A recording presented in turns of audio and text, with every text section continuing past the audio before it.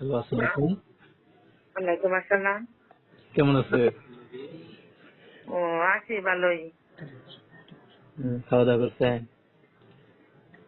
আমি চিন্তা ছিল তো। আমাদের বাড়ি তো ধনবাড়ি, চিনবেন কেমনে? আপনারা আমি দেখছি, তার জন্য ফোন দিলাম অনেকদিন পর।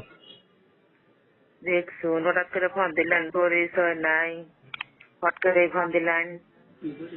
পরিচয় কি পরিচয় চান বলেন, সেই দেই। ও, আমি চিন্তা ছিল পালাতে ইতিরে দিন পরিচয় দিন। আমার বাড়ি ধনবাড়ি। হ্যাঁ।